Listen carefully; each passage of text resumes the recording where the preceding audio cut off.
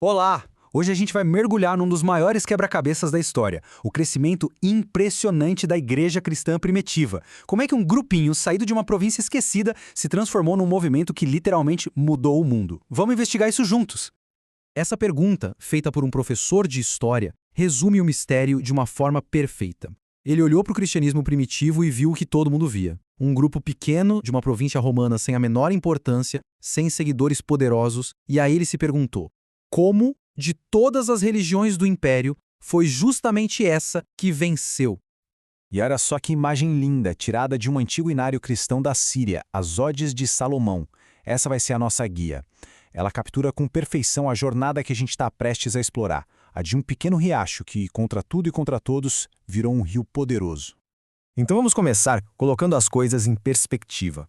O sucesso do cristianismo não foi só inesperado. Usando qualquer régua da história, era algo quase impossível. Pensa bem nisso. Um movimento que começou totalmente na periferia do poder, com seguidores que eram, na sua maioria, gente comum, e mesmo assim conseguiu superar cultos imperiais, religiões misteriosas superpopulares e filosofias de séculos. A grande questão é: como e por quê? Para entender o como, a gente precisa ver que esse crescimento não foi uma coisa só. Ele aconteceu, na verdade, em 3 frentes diferentes, mas ao mesmo tempo. Primeiro foi um salto cultural gigantesco, pulando de um contexto para outro totalmente diferente. Depois uma expansão social, que entrou em todas as camadas da sociedade romana. E por fim um avanço geográfico, se espalhando tanto para o leste quanto para o oeste. Agora, o que é fascinante aqui é esse primeiro salto. O cristianismo nasceu dentro do judaísmo. O simples fato de ele ter conseguido fazer essa transição para o mundo greco-romano já é um milagre histórico. E como o historiador Andrew Walls aponta, essa mudança aconteceu bem a tempo, porque quando o Estado judeu foi destruído depois das guerras com Roma, o cristianismo já estava bem firme, bem plantado na sua segunda casa cultural. E esse slide aqui mostra de um jeito brilhante o movimento social. Oponentes, como esse filósofo Celso, tiravam sarro dos cristãos. Diziam que eles só atraíam escravos, mulheres e criancinhas. Mas os cristãos, eles viam isso como motivo de orgulho. Minúcio Félix respondeu que ser chamado de pobre não era uma vergonha, mas uma glória.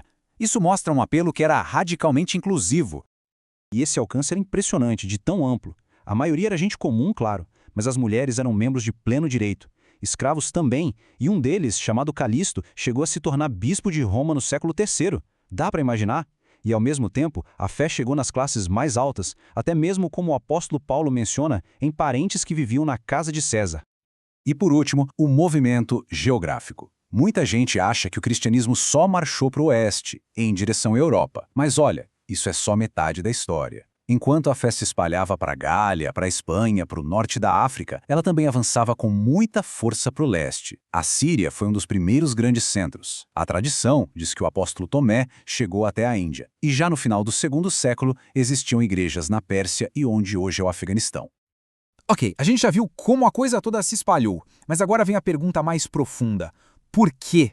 O que foi o motor por trás desse crescimento tão explosivo? O cristianismo não apareceu num vácuo, né? O Império Romano era um verdadeiro mercado de religiões, uma confusão. Tinha os deuses greco-romanos de sempre, os cultos de mistério do Egito e da Pérsia prometendo salvação, as filosofias como o estoicismo e, claro, a adoração obrigatória ao imperador. Nesse mundo cheio de opções religiosas que as pessoas podiam colecionar como se fossem apólices de seguro, o judaísmo e o cristianismo eram muito diferentes. Eles exigiam exclusividade. Não dava para simplesmente adicionar Cristo no seu panteão de deuses. A escolha era única, era definitiva.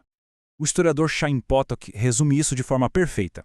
No mundo com muitas opções, mas pouquíssima certeza, essa clareza e essa exclusividade do cristianismo não era uma fraqueza. Pelo contrário, era uma das suas maiores forças.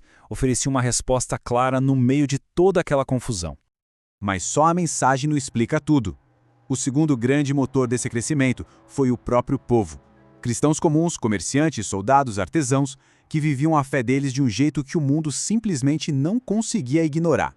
O escritor Tertuliano nos dá um vislumbre do que os pagãos comentavam sobre os cristãos. Eles ficavam assim de boca aberta com o amor radical que existia dentro da comunidade cristã. No mundo urbano, que era muito solitário, essa comunidade cuidava das viúvas, dos órfãos, dos prisioneiros, dos doentes. Era um amor que se transformava em ação.